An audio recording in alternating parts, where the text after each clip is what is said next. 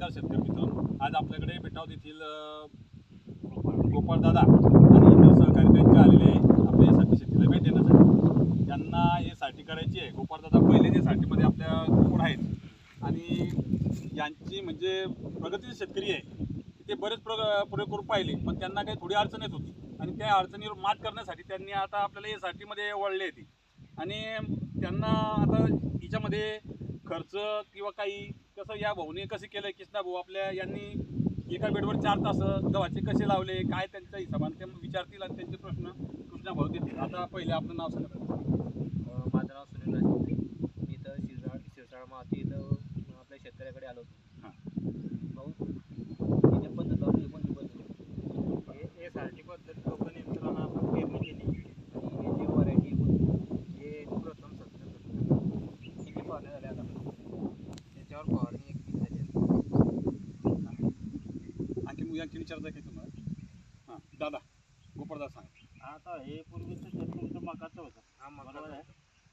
त्याच्यानंतर मग मकामध्ये हे जमीन जे आहे ती स्वच्छ होती का गवत उगलेलं होतं? गवत उगलेलं होतं. आपण त्याच्यावरती काय उपचार झाला? आपण याच्यावरती पॉवर आणि राऊंड टाकणार.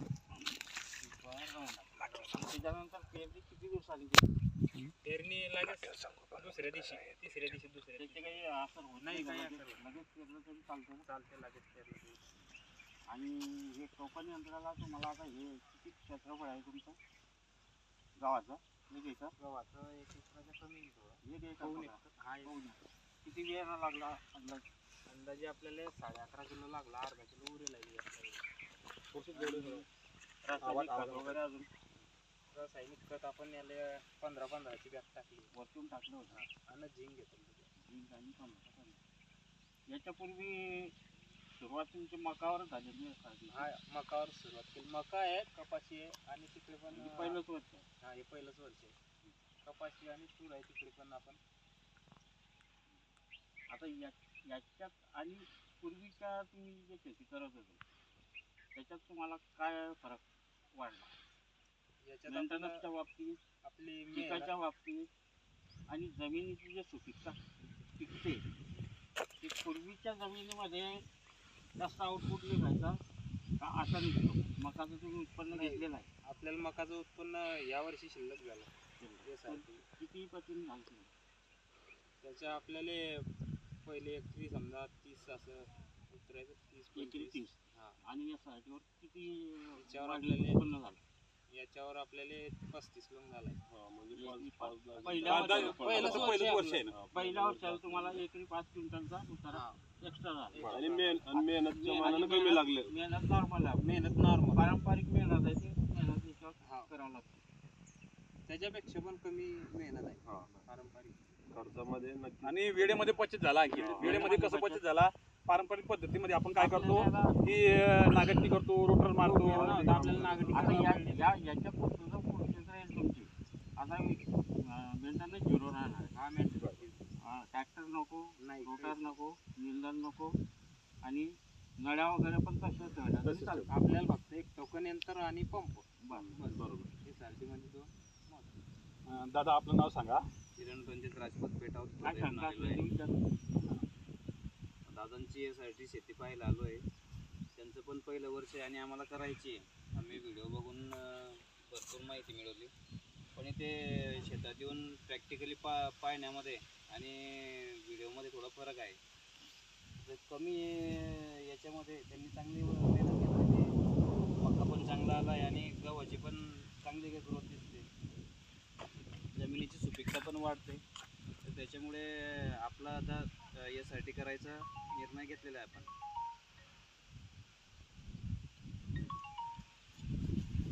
माझं नाव किशोर प्रताप राजपूत, बेटाव सुरधून आलो. जैन दादांनी आणि पाटील काकांनी आम्हाला सांगितलं की SRT बद्दल. तर त्यांनी जैन दादांनी आम्हाला तिथून आज बोलवलं आणि कृष्णदादा पाटील यांच्या शेतामध्ये आले. प्रत्यक्ष प्लॉट पाहणी केली. दादांचं पहिलंच वर्ष आहे ना. पहिलंच वर्ष. दादांना उत्पन्नातही वाढ मिळाली चांगली. आता येऊन बघितलं आम्ही तर एक नंबर दिसतोय बा. सध्याला ना आमची पण इच्छा आहे की बाबा आम्ही पण करावं. दादा मी 3 जण आम्ही. लेबरचा प्रॉब्लेम सॉल्व्ह होतो. खर्च पण कमी. याच्या खर्च कमी. मेंटेनन्स आहे. उत्पन्न आणि खर्चाचं गणित व्यवस्थित जुळतं आहे. घ्या. नाही असू द्या ना.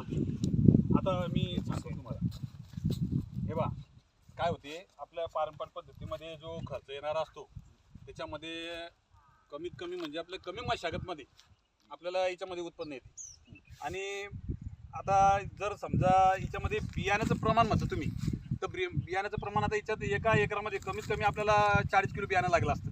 आता हे फक्त 11 किलो बियाणामध्ये आपली पेरणी झालेली आहे. आणि उत्पन्नात नक्कीच वाढ आहे. हा, आणि लागणार होतं आपण ज्या टायमाला पहिला जेव्हा आपण पारंपरिक पद्धतीमध्ये गहू लावायचो होतो, टोकन आपल्याला म्हणजे बिया ठेवत होतो. काही काही गहू अशी व्हरायटी होती की याच्यात तुम्हाला एका किलोला 1 क्विंटल येईल.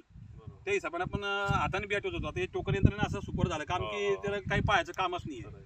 आणि आपल्या वेळेत पण बचत झाली, वेळ तशी बचत झाली. हा, आता याला आहे ना, आता भाऊनी पहिलं झिंक टाकलं त्यामुळे एकदम क्वालिटी एकदम सुपर आहे. आणि प्रत्येक शेतकऱ्याने असं यासाठी करायला पाहिजे आणि आपल्या खर्चात बचत केली पाहिजे आणि आपला टाइम पण कमी लागेल आणि आपल्या उत्पन्नात वाढ होईल आणि पुढच्या पिढीला आपण जमीन चांगली देऊ या हिशोबाने शेतकऱ्यांनी लक्ष देऊन सण आणि अशा प्रगतीचे शेतकरी जर आले तर त्यांना आणखी नवीन नवीन शेतकरी जोडतील. ही म्हणजे मला समजते असं की एवढं येणारच आहे. समजा नवीन शेतकरी नवीन नवीन केलं की लगेच शेजारी विचारतो त्याला काय केली पद्धत, म्हणजे तो नवीन शेतकरी सांगत राहतो. साखळी पद्धतीने माहिती मिळेल आणि एकमेकींचे शेतकरी वाढतील. एवढं बोलतो आणि धन्यवाद.